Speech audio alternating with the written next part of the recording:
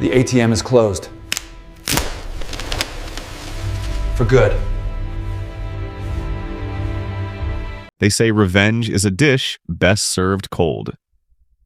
Well, after 3 years of watching my marriage turn into a corporate merger where I was the undervalued asset, I was about to serve up a feast that would make Gordon Ramsay weep with joy.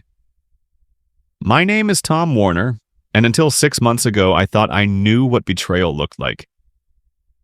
Turns out I was as naive as a kid believing in Santa Claus, except instead of milk and cookies, I'd been leaving out my dignity and self-respect for people who saw me as nothing more than a walking ATM with a pulse.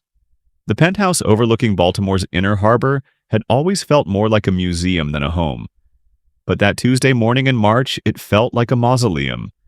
My wife Julia sat at our granite kitchen island, her perfectly manicured fingers dancing across her phone screen with the precision of a surgeon and the passion of an accountant doing taxes.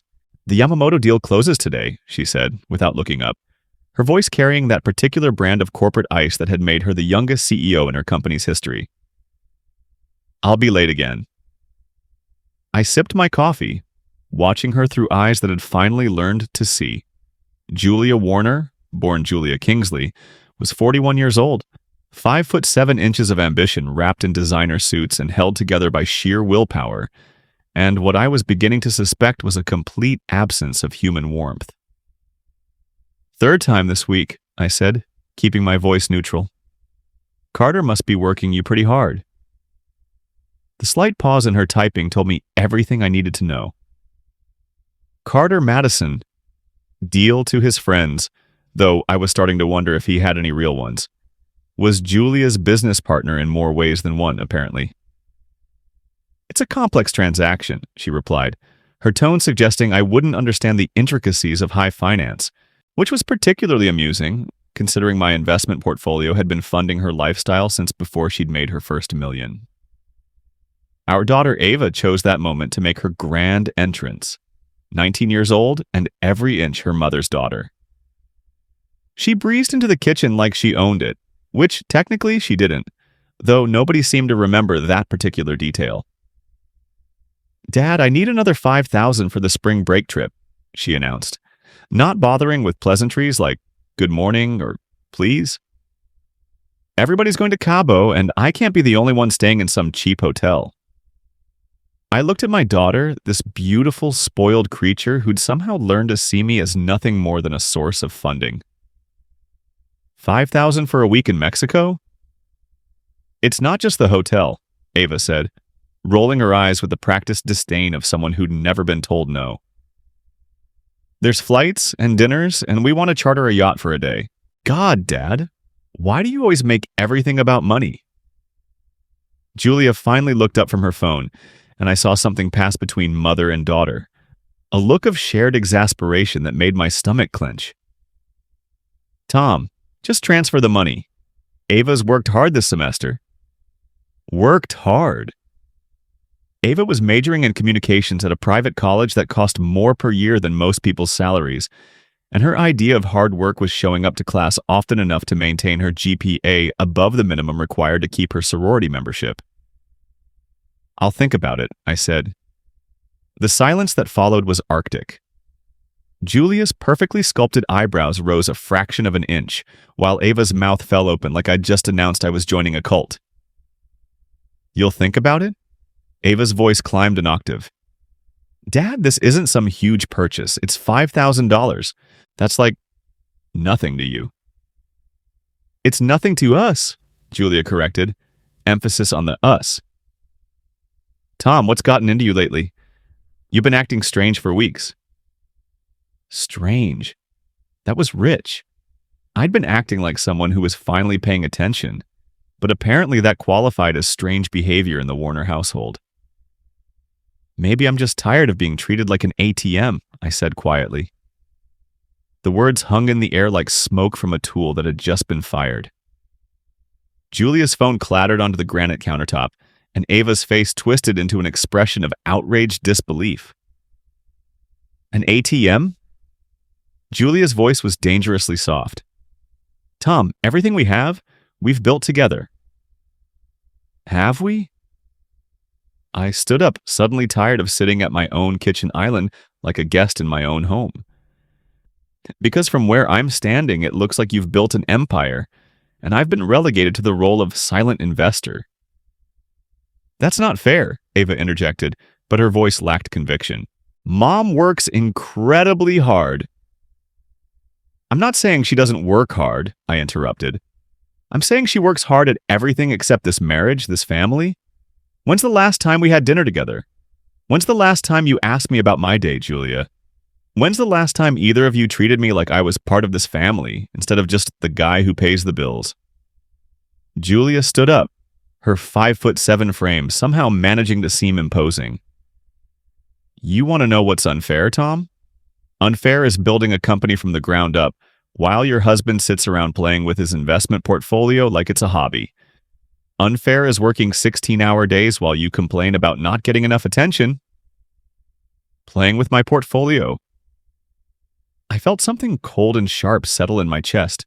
Julia, that portfolio is what paid for this penthouse, for Ava's education, for the lifestyle you've become so accustomed to that you've forgotten where it came from. Oh, please, Ava said, her voice dripping with the kind of contempt that only comes from never having wanted for anything. Dad, all you do is move money around. Mom actually creates jobs, builds things. You're just a taker. A taker. The word hit me like a physical blow, not because it was true, but because of how easily it rolled off my daughter's tongue. Like it was something she'd heard before, something she'd been taught. A taker? I repeated slowly. Is that what you think I am, Ava? I think you're having some kind of midlife crisis, Julia said, checking her watch with the practiced efficiency of someone who had more important places to be. And I don't have time for it this morning. The Yamamoto deal? Forget the Yamamoto deal. Both women stared at me like I'd just sprouted a second head. Tom Warner didn't use profanity. Tom Warner didn't raise his voice. Tom Warner certainly didn't tell his wife to forget her business deals. Excuse me? Julia's voice could have frozen water. You heard me. For once in 3 years, forget about Carter Madison and his deals and have a conversation with your husband. The mention of Carter's name hit its target. Julia's face went pale, then flushed red, and I knew with absolute certainty that my suspicions weren't just paranoia. Carter is my business partner, she said carefully. Is that all he is? The question hung between us like a challenge. Ava looked back and forth between her parents, finally sensing that this was about more than spring break money and hurt feelings. I don't have to listen to this, Julia said, grabbing her phone and her purse. I have a company to run. And I have a marriage to save, I called after her as she headed for the door. But apparently I'm the only one interested in that particular project. She paused at the door, her hand on the handle. For a moment I thought she might turn around, might come back and sit down and talk to me like I was her husband instead of an inconvenient obstacle to her day. Instead, she said, if you're so unhappy, Tom, maybe you should think about what you really want. Because this... She gestured vaguely at the space between us. This isn't working. The door closed behind her with a soft click that somehow sounded louder than a thunderclap. Ava and I stood in the sudden silence, the morning sunlight streaming through the floor-to-ceiling windows and illuminating the wreckage of what had once been a family breakfast. Dad, Ava said finally, her voice smaller than it had been moments before. Mom's right. You have been acting weird lately. I looked at my daughter, this beautiful, spoiled girl who'd learned to see me as nothing more than a source of funding, and felt something fundamental shift inside my chest. You know what's weird, Ava? Weird is working for 20 years to build something, only to discover that the people you built it for see you as the problem.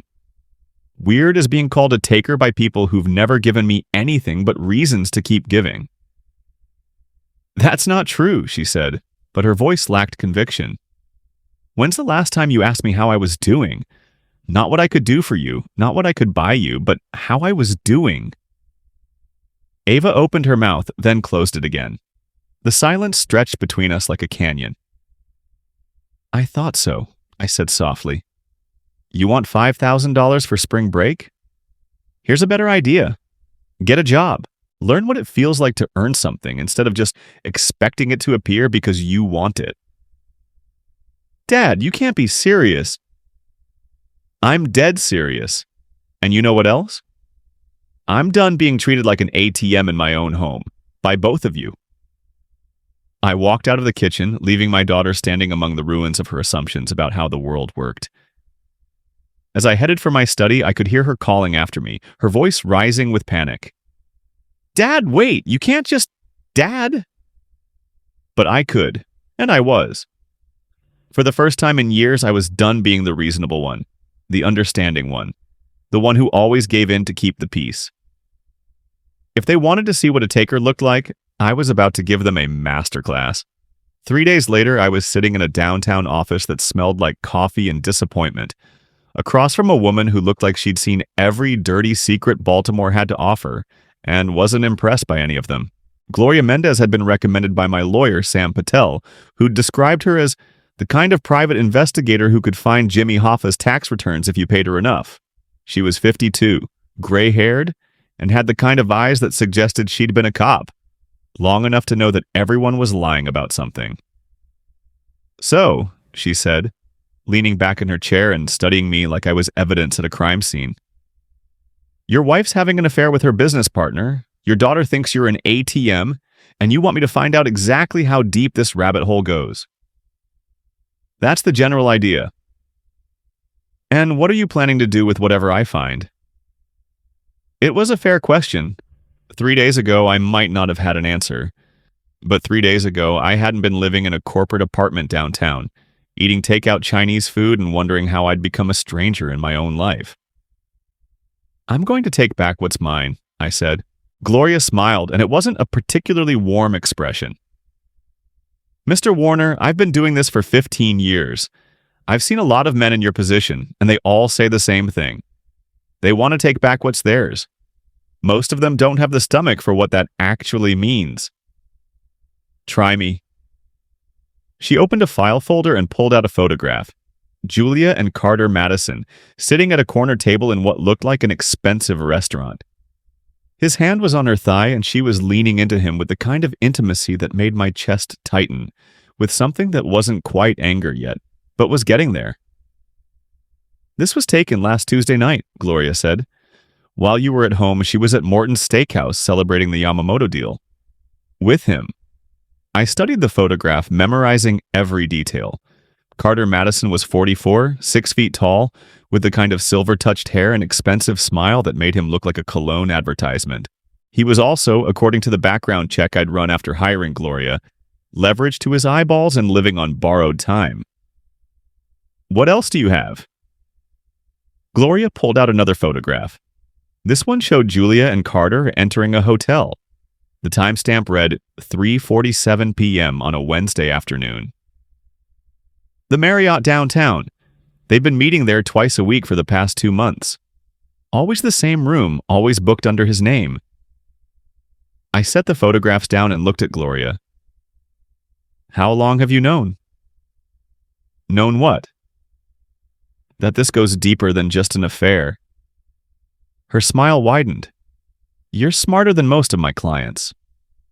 What makes you think there's more to it? Because Julia doesn't do anything without a plan. She doesn't have affairs for fun. She has them for profit. So what's Carter Madison giving her besides love? Gloria opened another folder. Carter's company, Madison Capital, has been courting Julia's firm for a merger.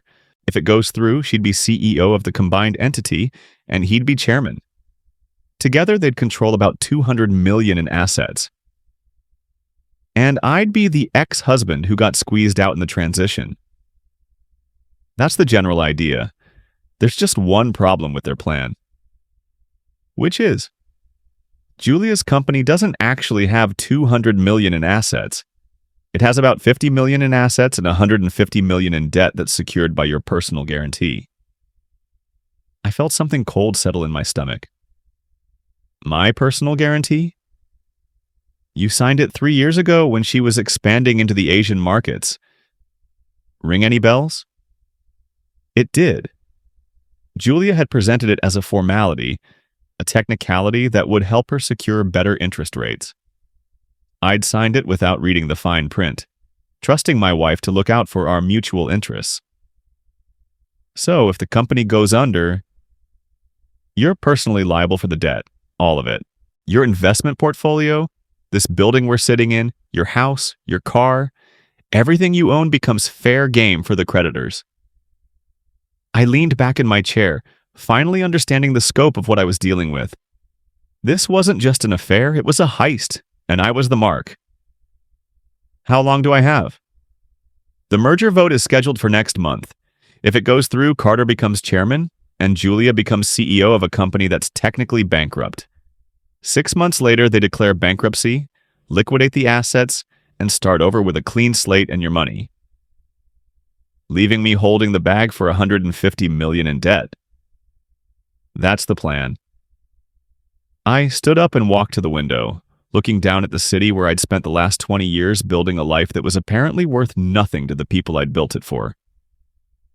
Gloria, I want you to dig deeper. Find out everything you can about Carter Madison, about the merger, about Julia's company's finances, and I want you to find out who else knows about this. You think there are other players? I know my wife. She doesn't make moves like this without advice, and she doesn't take advice from Carter Madison. Someone else is pulling the strings. Gloria made a note in her file. What about your daughter? What about her? Does she know about the affair? I thought about Ava, about the way she'd looked at me in the kitchen 3 days ago, about the casual cruelty in her voice when she'd called me a taker. I don't think she knows about the affair specifically, but she knows something. She's been different lately, more hostile, more dismissive, like someone's been poisoning her against me. Any idea who? Julia's mother, probably. Estelle Kingsley. She never liked me, never thought I was good enough for her daughter. If Julia's planning to trade up, Estelle would be her biggest cheerleader. Gloria wrote down another note. I'll look into it. In the meantime, what are you going to do? It was a good question. What was I going to do? 3 days ago, I'd been Tom Warner, devoted husband and father, reliable provider, and silent partner. In a marriage that was slowly ending me. Today, I was Tom Warner, Mark in an elaborate con game that would leave me financially ruined and emotionally destroyed. Tomorrow, I was going to be something else entirely. I'm going to take my life back, I said, starting with a conversation with Carter Madison. Gloria raised an eyebrow. You sure that's a good idea? Probably not, but I'm done making good decisions for people who don't give a darn about me. I left Gloria's office with a folder full of photographs and a head full of plans. The corporate apartment I'd rented was a sterile, soulless place that smelled like cleaning supplies and broken dreams, but it was mine. For the first time in years, I was living somewhere that belonged to me, eating food I'd chosen, making decisions without consulting a committee of people who saw me as an obstacle to their happiness. My phone buzzed with a text from Ava. Dad, can we talk? Mom says you're having some kind of breakdown. A breakdown? That was rich. I wasn't having a breakdown. I was having a breakthrough. For the first time in years, I could see clearly, think clearly, act without worrying about how it would affect people who'd already decided I was expendable. I texted back, not having a breakdown, sweetheart. Having a revelation. Big difference. Her response came back immediately. What's that supposed to mean? It means your father isn't as stupid as everyone thought. See you soon. I turned off my phone and opened my laptop. If Julia and Carter wanted to play games with my money and my life, I was going to make sure they understood the rules. The first rule was simple. Never underestimate the quiet guy in the corner. He might be planning something that will change everything. The second rule was even simpler. If you're going to take someone down, make sure you take them all the way down. I had work to do. The gym at the Baltimore Athletic Club smelled like expensive sweat and masculine insecurity. It was the kind of place where middle-aged men came to pretend they were still 25, pumping iron and making deals between sets of bench presses and ego-driven conversations about who had the biggest yacht. Carter Madison was holding court near the free weights, his perfectly sculpted physique on full display as he explained to a small audience of sycophants why the merger between his company and Julia's was going to revolutionize the fintech industry. The key, he was saying, his voice carrying the kind of confidence that came from never having been truly challenged, is vertical integration. When you control every aspect of the transaction chain, you control the profit margins. I watched him from across the room, sipping a protein shake and marveling at the casual arrogance of a man who was planning to destroy my life while using my wife as both accomplice and cover story. Carter Madison looked like he'd stepped out of a Wall Street recruiting poster. 6 feet tall, silver hair perfectly styled, wearing workout clothes that probably cost more than most people spent on their entire wardrobe. He had the kind of smile that made women swoon and men want to either be him or punch him in the face. I was leaning heavily toward the latter option. "Tom Warner," he said, noticing me across the room. "I didn't know you were a member here." "Just joined," I said, walking over with my protein shake in hand. "Figured it was time to get in shape. You know how it is, midlife and all that." The men around Carter chuckled politely, the kind of sound successful men make when they're acknowledging someone they don't consider a threat. I smiled and nodded, playing the role of the harmless husband who was finally taking an interest in his physical fitness. "How's Julia?" Carter asked, and I had to admire his balls. Not many men would ask about their lover's husband while standing shirtless in a gym, but Carter Madison wasn't most men. "She's good, working hard, as always. You know how dedicated she is to the business." "I do indeed. She's an incredible woman. Brilliant, driven, absolutely committed to excellence." "Yes, she is. Absolutely committed." I took a sip of my protein shake and studied Carter's face. "I understand the two of you are working on something big together." "The merger, yes, it's going to be transformative for both our companies." "I'm sure it will be. Julia's told me so much about it, about how you two have been working late together, all those private meetings, all those intimate discussions about vertical integration." Something flickered in Carter's eyes, a moment of uncertainty, like he was trying to figure out how much I knew and how much I was guessing. "Well," he said carefully, "complex deals require a lot of collaboration." "I bet they do." I finished my protein shake and set the empty container on a nearby bench. Carter was still talking to his audience about market penetration and strategic positioning, but his eyes kept flicking back to me like he was trying to solve a puzzle he hadn't known existed 5 minutes ago. "You know, Carter," I said, interrupting his monologue about quarterly projections, "I've been thinking about diversifying my portfolio, maybe getting more involved in Julia's business. As a more active investor, you understand?" The silence that followed was beautiful.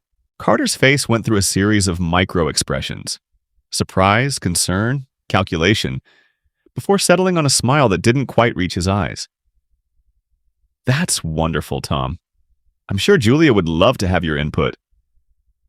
"Oh, I'm sure she would. In fact, I was thinking about attending the next board meeting.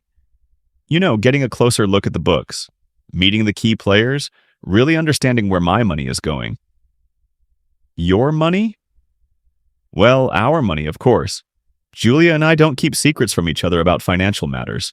We're very transparent about everything." I picked up my gym bag and slung it over my shoulder, enjoying the way Carter's smile was starting to look more like a grimace. "I should get going," I said. "Tell you what, though, next time you and Julia are working late, why don't you give me a call? I'd love to join you for dinner, maybe discuss some of these strategic initiatives in more detail." Carter nodded slowly, like a man who was beginning to understand that the game had changed in ways he hadn't anticipated. "I'll be sure to mention that to Julia." "Please do." "Oh, and Carter, you might want to be more careful with that protein shake. The strawberry ones can be a real mess if you spill them." I bumped into him as I walked past, just hard enough to send his drink splashing across his $7,000 workout outfit and down the front of his perfectly sculpted chest. "Oh God, I'm so sorry," I said, loud enough for everyone in the vicinity to hear. "How clumsy of me." Here, let me help you clean that up. I grabbed a towel and began dabbing at Carter's chest and stomach, making the mess worse while appearing to try to help. The pink protein shake was already staining his white tank top, and the sticky residue was coating his skin like some kind of bizarre body paint. It's fine, Carter said through gritted teeth, trying to maintain his composure while standing in front of his audience covered in strawberry protein shake. Really, it's fine. Are you sure? I feel terrible about this. Maybe I should buy you a new outfit, or pay for dry cleaning? I know how expensive these workout clothes can be. It's fine, Tom, really. But it wasn't fine, and we both knew it. Carter Madison, master of the universe, was standing in the middle of the Baltimore Athletic Club, looking like he'd been in a food fight with a toddler, while I apologized profusely and made it clear to everyone watching that this was exactly the kind of thing that happened when you weren't paying attention to your surroundings. Well, if you're sure, I said, dropping the towel and stepping back to admire my handiwork. Again, I'm really sorry about that. I guess I'm just not used to being around such important people. Makes me nervous, you know? Carter's jaw was clenched so tight I thought he might crack a tooth, but he managed to nod and wave me away. No problem at all, Tom. Accidents happen. They certainly do, I agreed. See you around, Carter, and don't forget to mention that dinner invitation to Julia. I walked away, leaving Carter Madison standing in a puddle of pink protein shake, his expensive workout clothes ruined, and his carefully cultivated image of sophistication dripping onto the gym floor. It wasn't much, as revenge went, but it was a start. My phone buzzed as I reached the parking garage. A text from Julia. Carter says you ran into him at the gym. What were you doing there?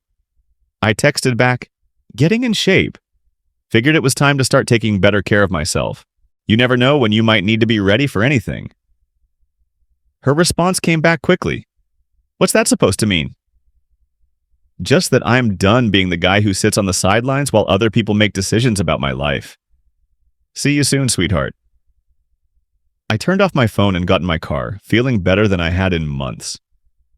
Carter Madison might be sleeping with my wife and planning to steal my money, but he wasn't as smart as he thought he was. And neither was Julia. The call came at 2 a.m, 3 weeks after my encounter with Carter at the gym. I was sitting in my corporate apartment, going through financial documents and making lists of assets that needed to be protected, when my phone started buzzing like an angry wasp. Dad? Ava's voice was small and scared, nothing like the entitled princess who demanded $5,000 for spring break. Dad, something's wrong. I sat up straighter, instantly alert. Whatever else was happening between us, Ava was still my daughter, and the fear in her voice cut through everything else like a knife. What's wrong, sweetheart? Where are you?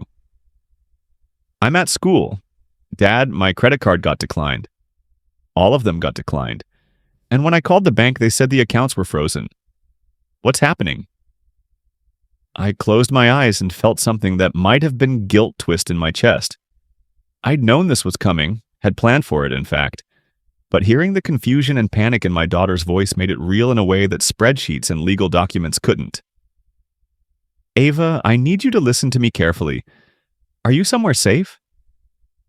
I'm in my dorm room, but Dad, I don't understand. The tuition payment bounced. The housing payment bounced. The dean's office called and said, if we don't get this sorted out by tomorrow, I might have to leave campus. That's not going to happen, I said, and meant it. Whatever else I was planning to do, I wasn't going to let my daughter become collateral damage in a war she hadn't started. I'm going to fix this, but I need you to understand that things are complicated right now. Complicated how?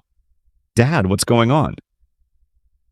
I looked around my sterile apartment, at the boxes of financial records and legal documents that had become my life over the past month, and tried to figure out how to explain to my 19-year-old daughter that her mother was planning to destroy me. Your mother and I are having some problems, I said finally. Serious problems. And some of those problems involve money and business arrangements that are more complex than either of us realized. What kind of problems? The kind that require lawyers and accountants and private investigators to sort out. There was a long silence on the other end of the line. When Ava spoke again, her voice was smaller, younger. Are you getting divorced? I don't know yet, sweetheart. Maybe. Probably. But whatever happens between your mother and me, it's not going to affect you, I promise. But the credit cards? We're connected to accounts that I had to freeze for legal reasons. I'm going to set up new accounts for you tomorrow, okay? Your tuition will be paid, your housing will be covered, and you'll have spending money. This is between me and your mother, not between me and you. Dad, I'm scared. The words hit me like a physical blow. When was the last time Ava had admitted to being scared? When was the last time she'd called me for help with something more serious than a bounced check or a bad grade? I know you are, sweetheart, but I need you to trust me, okay? I know what I'm doing, and I'm going to make sure you're taken care of.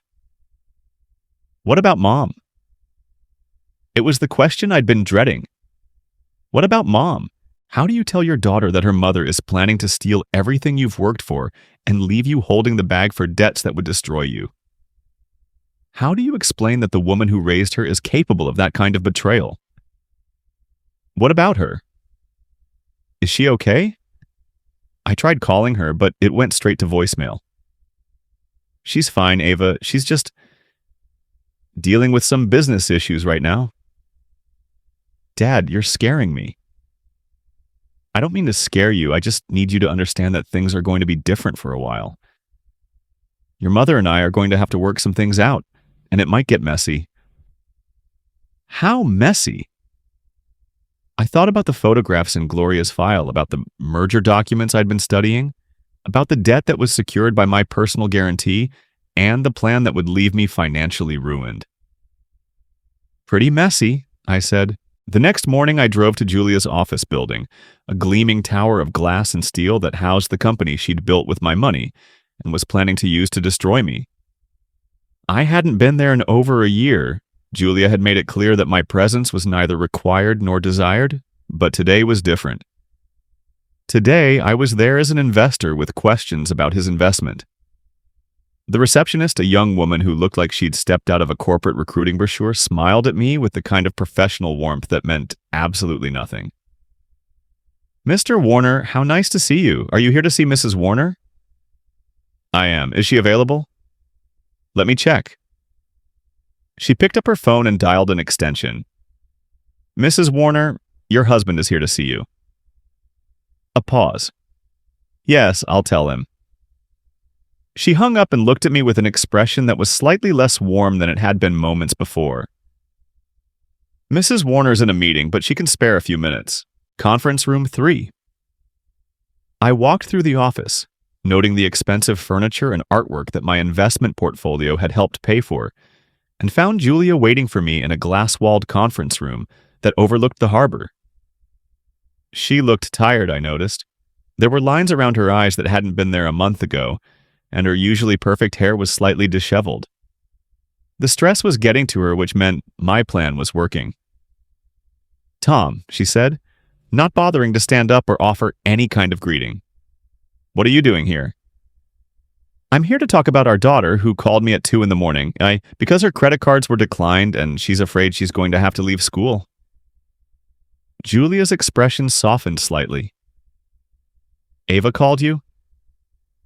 She was terrified, Julia, confused and scared and completely unprepared for the idea that the money might not always be there. The money will be there. I've already talked to the bank.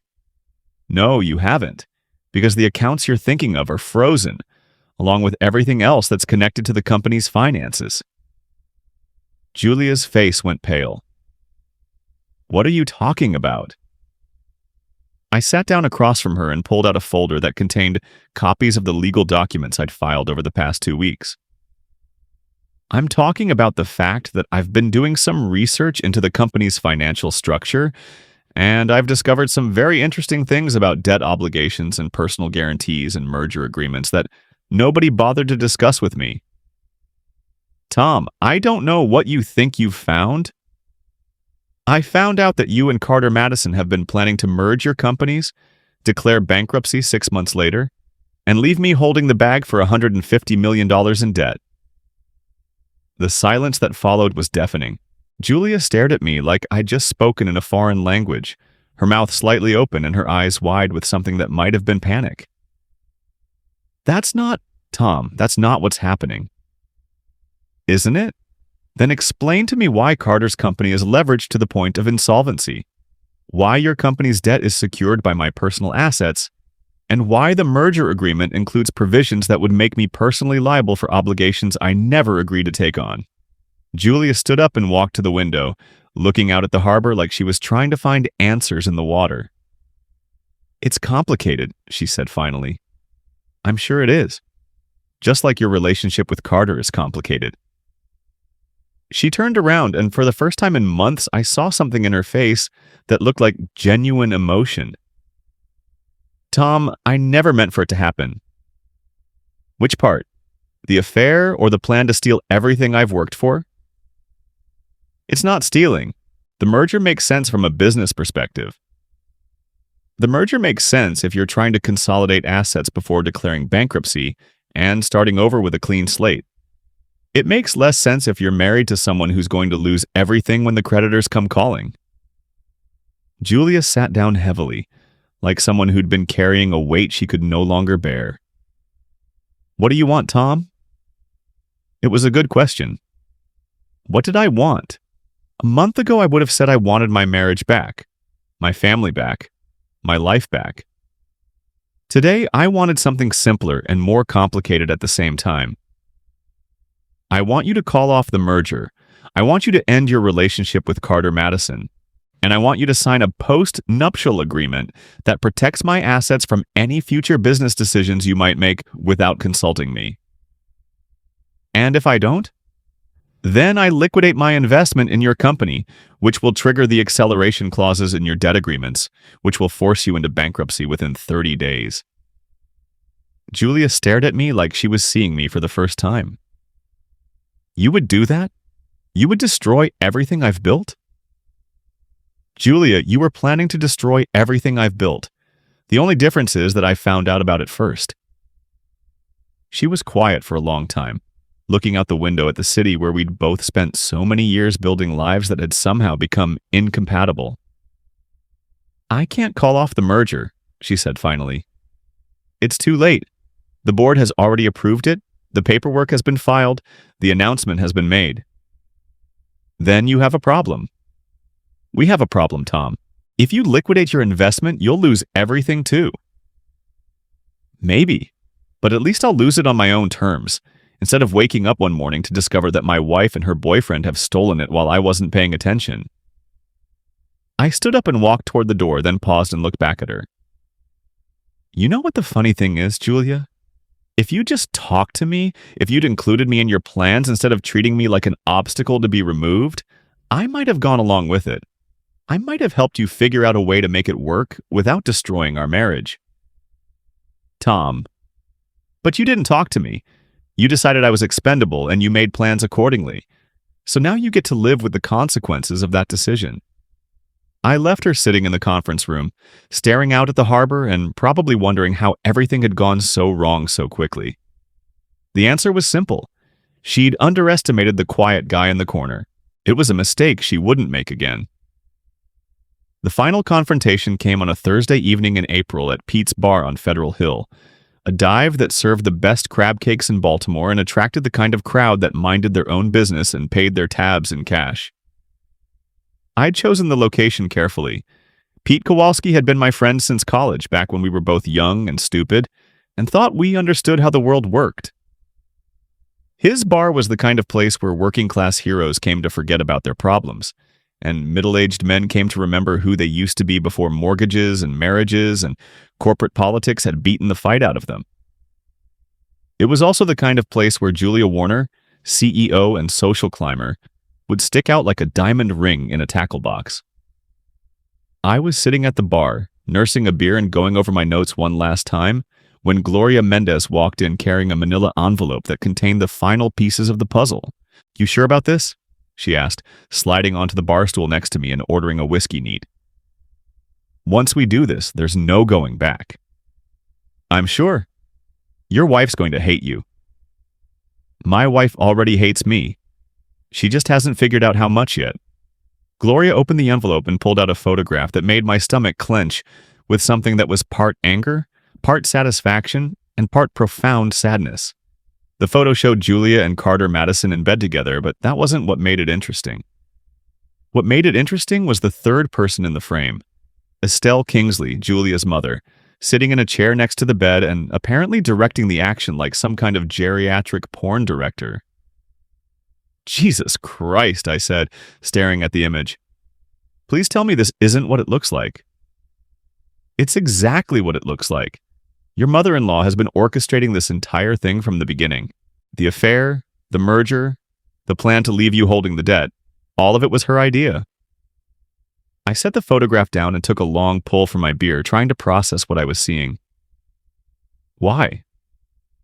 Because she never thought you were good enough for her daughter, and she saw an opportunity to upgrade Julia to a better class of husband. Carter Madison comes from old money, has the right connections, moves in the right social circles. In Estelle's mind, he's everything you're not. And Julia went along with this? Julia's been following her mother's advice her entire life. Why would she stop now? I looked around Pete's bar at the working-class heroes and middle-aged dreamers and felt something settle into place in my chest. This was my world, these were my people, and I was done apologizing for not being something I'd never wanted to be. What else do you have? Gloria pulled out another set of documents. Carter's financial records. Turns out he's not quite as wealthy as he pretends to be. Most of his assets are leveraged, and he's been using other people's money to maintain his lifestyle for the past 5 years. Other people like Julia. Other people like Julia. And other people like the pension fund he's been managing, which is missing about $20 million that nobody can quite account for. I studied the financial records, seeing the pattern of deception and manipulation that had been hidden behind expensive suits and charming smiles. So he's broke, and he's a thief. He's broke and he's a thief, and he's been planning to use your wife's company as his personal piggy bank. With Estelle's blessing. With Estelle's encouragement. She knew about the missing pension money, knew about Carter's financial problems, and she still pushed Julia into this relationship because she thought it would elevate the family's social status. I finished my beer and signaled Pete for another one. The bar was starting to fill up with the after-work crowd, blue-collar guys who'd put in honest days and wanted nothing more complicated than cold beer and friendly conversation. When are they supposed to get here? Any minute now. Julia thinks she's meeting Carter to discuss damage control strategies. Carter thinks he's meeting Julia to finalize the merger paperwork. Neither of them knows that Estelle is coming, and none of them know that you're going to be here. And the reporter? Nate Morrison from the Baltimore Sun.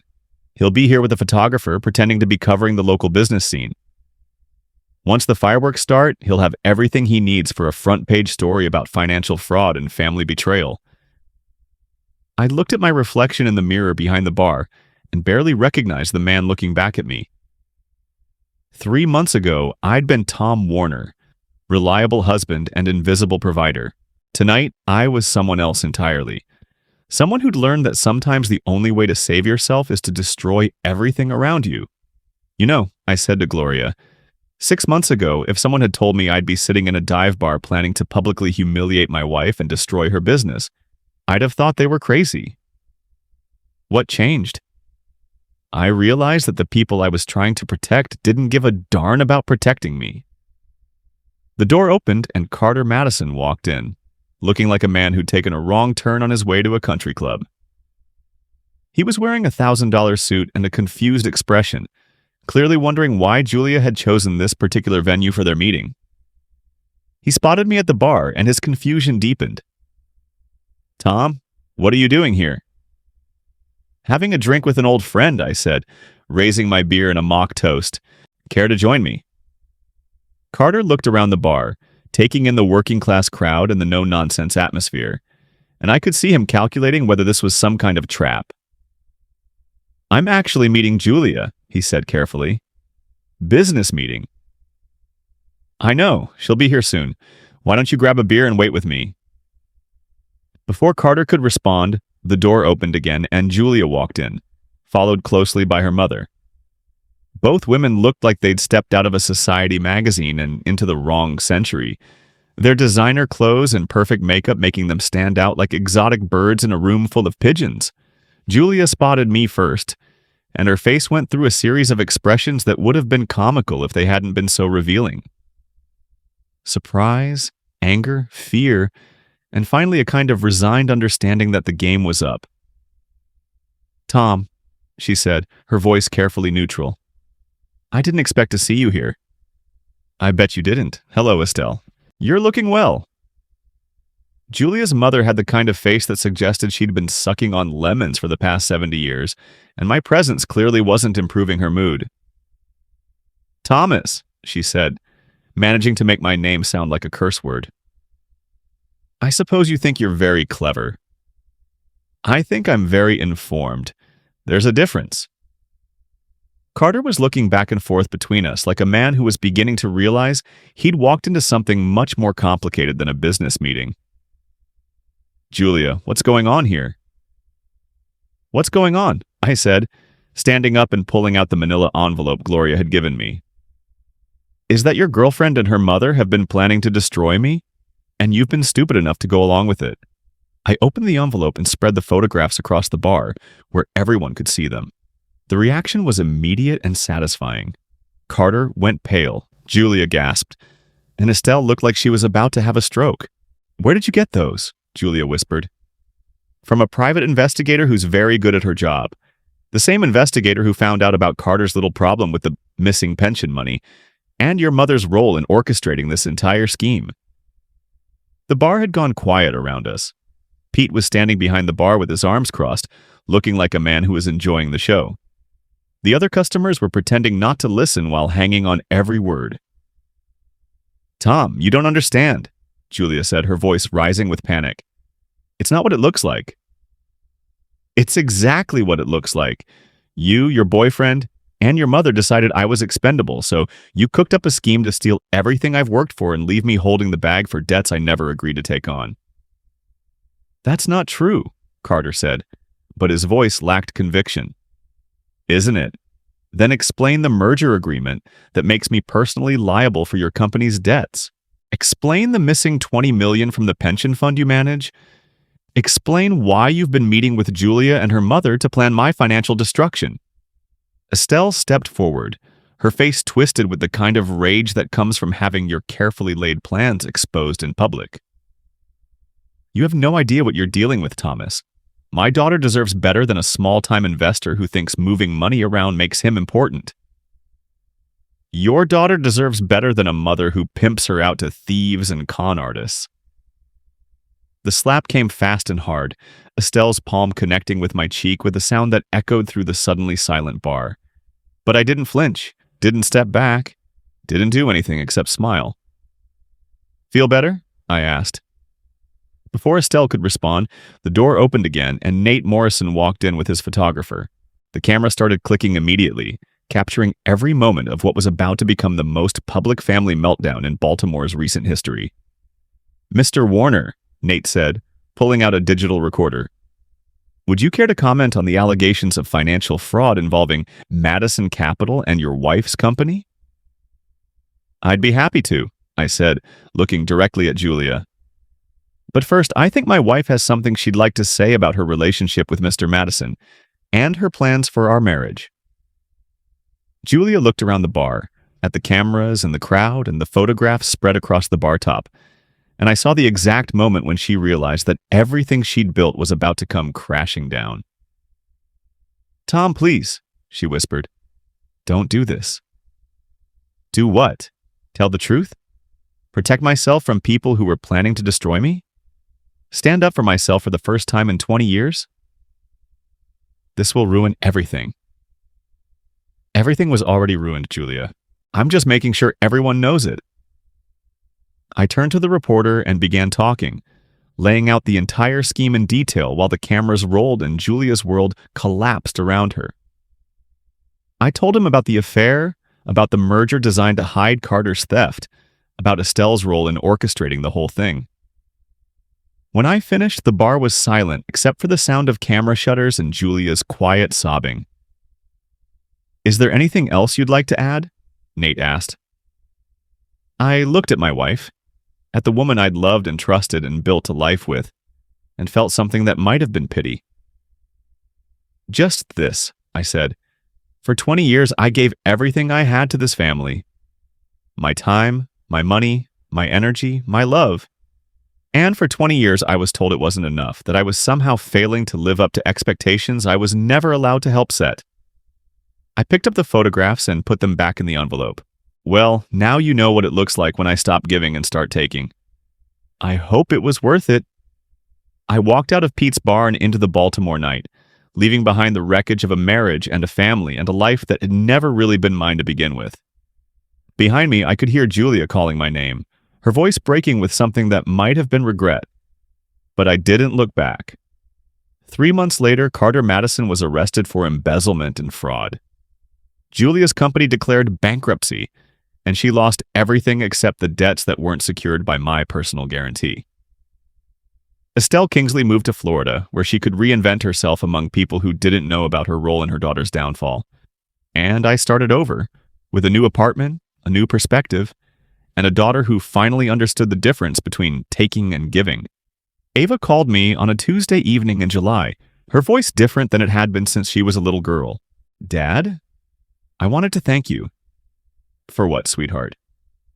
"For showing me what it looks like when someone fights for themselves. I never understood before, but I do now." "Understood what?" "That giving everything doesn't make you weak, but letting people take everything makes you stupid." I smiled looking out at the Baltimore harbor from my new apartment and felt something that might have been peace. "I love you, Ava." "I love you too, Dad, and I'm proud of you." It was the best gift anyone had ever given me.